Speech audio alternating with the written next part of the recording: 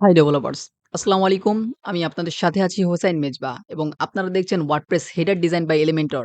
এই সিরিজে আমরা হেডার নিয়ে কাজ করছি এবং ইতিমধ্যে আমরা ৫ টি হেডার ডিজাইন সম্পর্কে দেখেছি। তো আপনারা যারা বাকি ভিডিওগুলো দেখেননি অবশ্যই প্লেলিস্টটা চেক করবেন এবং বাকি ভিডিওগুলো থেকে আপনি হেডারগুলো আপনার প্রয়োজনীয় হেডারটা আপনি দেখে নিতে পারেন। হেডার ডিজাইনের এই পর্বে আমরা শিখব কিভাবে আপনি একটি ট্রান্সপারেন্ট হেডার তৈরি করতে পারেন।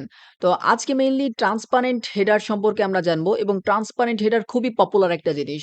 যেটা আসলে ম্যাক্সিমাম বিজনেস ওয়েবসাইটগুলোতে ট্রান্সপারেন্ট হেডার ইউজ করা হয়ে থাকে। তো আপনি যদি শিখতে চান যে কিভাবে ট্রান্সপারেন্ট হেডার তৈরি করবেন, তাহলে ভিডিওটি কন্টিনিউ করুন। এবং আপনি যদি ওয়েব ডেভেলপমেন্ট এবং মার্কেটিং নিয়ে আগ্রহী হয়ে থাকেন, তাহলে অবশ্যই চ্যানেলটি সাবস্ক্রাইব করে আমার সাথে থাকবেন। তো চলুন শুরু করা যাক। Welcome back. আমি সরাসরি চলে আসলাম ওয়ার্ডপ্রেসের ড্যাশবোর্ডে এবং আমরা যে গত দিনে যে হেডারটি তৈরি করেছিলাম সেটা একটু জাস্ট আমরা ভিজিট করি। গতদিন আমরা একটা স্টিকি হেডার তৈরি করেছিলাম। আপনাদের আশা করি মনে আছে, দেখতে পাচ্ছেন এই যে হেডারটি সেটা স্টিক অবস্থায় রয়েছে। আজকে আমরা যেহেতু ট্রান্সপারেন্ট হেডার তৈরি করব সেই ক্ষেত্রে আমি একটু বডিতে কিছু টেক্সট দিয়ে নিয়েছি। তো আপনারা নিজেদের মতো অবশ্যই ডিজাইনটা করে নিবেন। আমরা আজকে হেডারটা আমরা চেঞ্জ করব এবং হেডারটাকে আমরা ট্রান্সপারেন্ট হেডার তৈরি করব এবং এটাকে একটু অ্যাডভান্স করার চেষ্টা করব। তো অ্যাডভান্স করতে যা, যা প্রয়োজন হবে আমি সবকিছু আপনাদেরকে প্রোভাইড করে দিয়ে দেব। ভিডিও ডেসক্রিপশন বক্স চেক করলেই পেয়ে যাবেন। তো আমরা ফার্স্ট অফ অল যেটা করব, আমরা চলে যাব টেমপ্লেটস থেকে আমরা চলে যাব এড নিউ তে। বাট তার আগে আমরা একটা কাজ করি, আমরা একটু সেভ টেমপ্লেটস থেকে একটু ঘুরে আসি এবং সেভ টেমপ্লেটস এ গিয়ে আমরা জাস্ট দেখব যে আমাদের ইতিমধ্যে ৬ টার মতো আমরা টেমপ্লেট তৈরি করেছি। এখন বর্তমানে যে হেডারটি রয়েছে সেটা মেইনলি আমাদের স্প্লিট হেডারটা। তো আমরা স্প্লিট হেডারটাকে আমরা ড্রাফটে পাঠিয়ে দিব। সো স্প্লিট হেডারটাকে আমি সরাসরি ড্রাফট করে দিচ্ছি। ড্রাফট করে দিয়ে আপডেট করে দিলাম। আজকে নতুন আরেকটি হেডার তৈরি করব। এই কারণে আমি ড্রাফট করে দিলাম। এরপর আমরা সরাসরি ক্লিক করব এড নিউ টেমপ্লেটে। এড নিউ টেমপ্লেটে ক্লিক করার পরে এখান থেকে আমরা সিলেক্ট করে দেব হেডার। এরপরে আমরা এখানে একটা নাম দিয়ে দেব। যেহেতু আমরা ট্রান্সপারেন্ট হেডার, আমরা এখানে টাইপ করে দিচ্ছি ট্রান্সপারেন্ট হেডার। এরপর আমরা ক্রিয়েট টেমপ্লেটে ক্লিক করে দিচ্ছি। আ অবশ্যই আমরা এগুলোকে ক্রস করে দিব। আমরা স্ক্র্যাচ থেকে একদম তৈরি করব হেডারটি। তো আমরা এখন যে হেডারটি তৈরি করব এটা খুবই সিম্পল একটা হেডার। ইতিমধ্যে আপনারা ক্লাসিক যে হেডারটি তৈরি করা শিখেছেন, ব্যাস এরকম একটা হেডার তৈরি করব। আমরা জাস্ট ২ টা লেআউট নিয়ে নিব এখানে এবং একটার জন্য আমরা এখানে উইডথ টা দিয়ে দেব 20% এবং আরেকটি কন্টেইনারের জন্য আমরা উইডথ টা দিয়ে দেব 80%। সো ১ম যে পার্টটি রয়েছে, ১ম যে কন্টেইনার রয়েছে সেই কন্টেইনারে আমরা মেইনলি লোগো দিব এবং পরবর্তী যে পার্টটি রয়েছে বা কন্টেইনারটি রয়েছে সেই কন্টেইনারে আমরা একটা মেনু বার দিয়ে দেব। তো সিম্পল, ইতিমধ্যে আপনারা এই ক্লাসিক হেডার সম্পর্কে জেনেছেন। তো আমরা জাস্ট এখানে লোগোটা দিয়ে দেওয়ার জন্য আমরা সাইড লোগোটা এখানে নিয়ে আসছি। আপনি চাইলে different type of logo use করতে পারেন। সেক্ষেত্রে আপনি ইমেজ যে উইজেটটি রয়েছে সেই ইমেজ উইজেটটি এনে আপনি আপনার পছন্দ মতো ইমেজটিকে আপনি সিলেক্ট করে দিতে পারেন। পরবর্তীতে আমরা যেটা করব এটা আমরা একটু রিসার্চ করে নেব। বাট তার আগে আমরা এখানেও একটু কাজ করে নিই। সেটা হচ্ছে আমরা এখানে ওয়ার্ডপ্রেস যে মেনুটি রয়েছে সেই মেনুটি আমরা এখানে ড্রপ করলাম। তো এ পর্যায়ে আমরা এটাকে একটু রিসার্চ করব। এই কারণে আমরা চলে আসছি স্টাইলস এ। স্টাইলস এ আসার পর আমরা এটাকে লেফট করে দিচ্ছি এবং উইডথটাকে আমরা এখান থেকে 50% করে দিচ্ছি। 50% করে দেওয়ার পর আমরা এটাকে একটু আ রাইট সাইডে নিয়ে যাব। আমরা এটাকে অ্যালাইনমেন্ট আমরা ইন্ড করে দেব। এবং অবশ্যই এটাকে আমরা সেন্টারে নিয়ে আসবো। সেন্টারে নিয়ে আসার জন্য আমরা মেইন কন্টেইনারটাকে সিলেক্ট করব এবং কন্টেইনারের পরে আমরা এটাকে সেন্টারে নিয়ে আসবো। এ পর্যায়ে এসে আমরা আরো কিছু কাজ করব। আমরা মেইন যে আমাদের কন্টেইনারটা রয়েছে পুরো টোটাল কন্টেইনারটা সিলেক্ট করব এবং আমরা চলে আসবো অ্যাডভান্স এ। অ্যাডভান্স এ আসার পর আমরা এখান থেকে প্যাডিংটাকে তুলে দিব। তো অন্য যে কন্টেইনার গুলো রয়েছে ভিতরে যে চাইল্ড কন্টেইনার গুলো সেই চাইল্ড কন্টেইনার গুলাও আমরা অ্যাডভান্স এ যাব এবং হচ্ছে আমরা প্যাডিংটাকে তুলে দিব।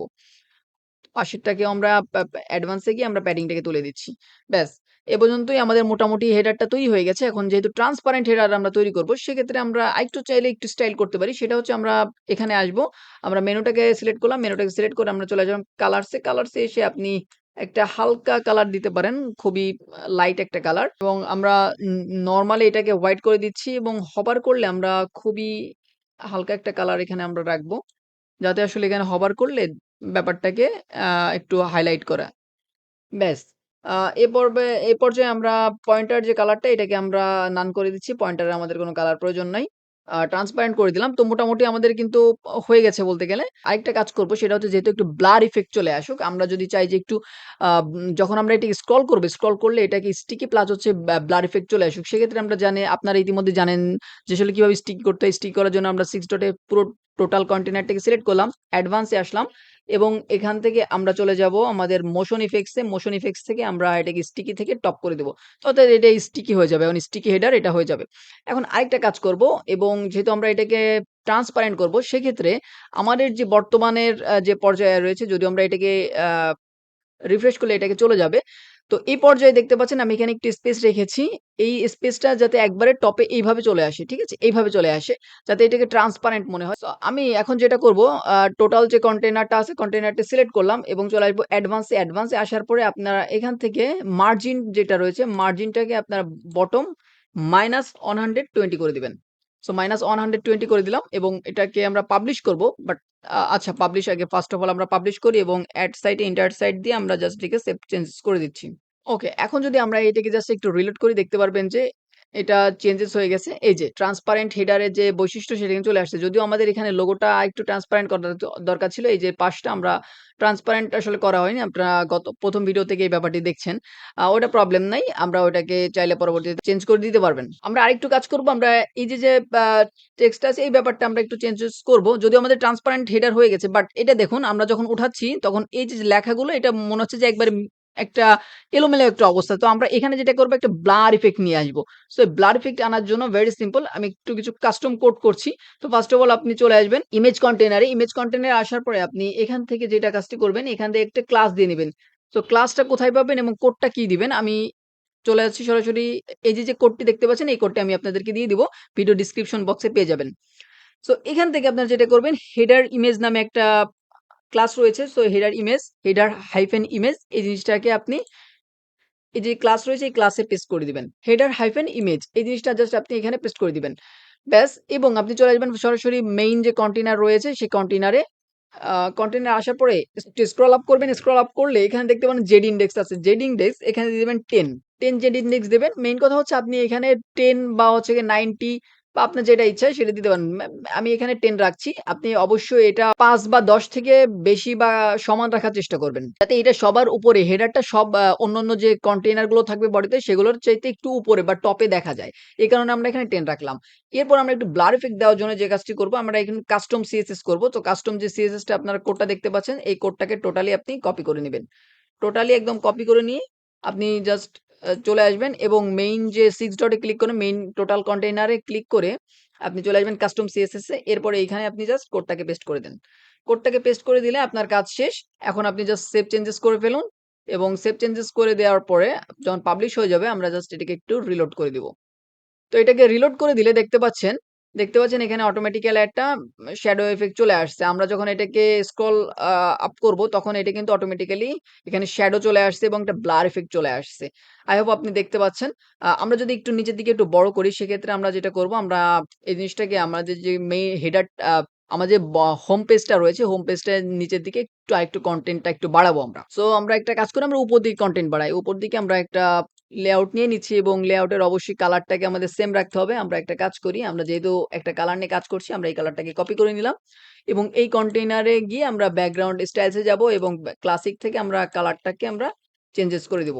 এখন এই জায়গাটাতে আমরা একটা ইমেজেস নিয়ে আসি। সুন্দর একটা ইমেজ দিয়ে দিচ্ছি এবং এখান থেকে ইমেজ দেখি আমাদের এখানে কি ইমেজ আছে। আমরা এই ইমেজটাকে আমরা সিলেক্ট করে দিচ্ছি। ওকে, আমরা ফার্স্ট অফ অল এই ইমেজটাকেই সিলেক্ট করে দিলাম এবং আরেকটা কাজ করব আমরা। আ এই ইমেজটাকে আমরা ফুল ওয়েট করে দেব। সো ফুল ওয়েট করার জন্য আমরা যেটা করব, আমরা বক্স থেকে ফুল ওয়েট করে দিচ্ছি। সো আমরা এই যে ইমেজটি রয়েছে, ইমেজটিকে আমরা পুরোপুরি ফুল ওয়েট করে দেব। সো ফুল ওয়েট করার জন্য আমরা যে কাজটি করব, আমরা জাস্ট ইমেজে চলে আসবো এবং এখানে লার্ক লেখা রয়েছে, এখানে জাস্ট আমরা ফুল এ ক্লিক করব। দেখতে পাচ্ছেন পুরোটা পুরো জায়গা জুড়ে এই ইমেজটাকে চলে গেছে। তো আমরা এখন আরেকটা কাজ করব। এই ইমেজটা যেহেতু একবারে টপে এভাবে থাকে যাতে এই জিনিসটা আমরা করতে হলে আমাদেরকে যে কাজটি করতে হবে আপনারা জানেন। ইতিমধ্যে আমরা কিন্তু উপরে একটা কন্টেইনার এখানে রয়েছে। তো কন্টেইনারের কারণে এই জিনিসটা এরকম দেখাচ্ছে। তো আমরা একটা কাজ করব। এখানকার যে কন্টেইনারটা রয়েছে সেটাকে আমরা ডিলিট করে দেব। স্ট্রাকচারে চলে আসছি এবং ইমেজের আগে একটা কন্টেইনার রয়েছে। সেই কন্টেইনারটাকে আমরা জাস্ট ডিলিট করে দেব। এই যে কন্টেইনারটা এখান থেকে আমরা রাইট সাইডে মাউসের ক্লিক করলে আমরা দেখতে পারবো নিচের দিকে ডিলিট অপশন রয়েছে। আমরা ডিলিট করে দিলে দেখতে পাচ্ছেন এই কন্টেইনারটা চলে যাবে। এরপর আমরা জাস্ট এটাকে সেভ চেঞ্জেস করে দিচ্ছি। সো মোটামুটি সেভ চেঞ্জেস হয়ে গেছে। আমরা এখন চাইলে পুরো ওয়েবসাইটটাকে একবার ভিজিট করে দেখতে পারি। আমাদের সুন্দর একটা ট্রান্সপারেন্ট হেডার সহ আমাদের প্রতিটা জিনিস সুন্দরভাবে আসতেছে। তো আই হোপ আপনারা যে ব্যাপারটা আমি বোঝাইতে চেয়েছি যে আসলে ট্রান্সপারেন্ট হেডার কিভাবে তৈরি করবেন সেটা আশা করি আপনারা বুঝতে পেরেছেন। তো সবাই সুস্থ থাকবেন, ভালো থাকবেন। আজকের মতো এখানে শেষ করছি। আল্লাহ হাফেজ।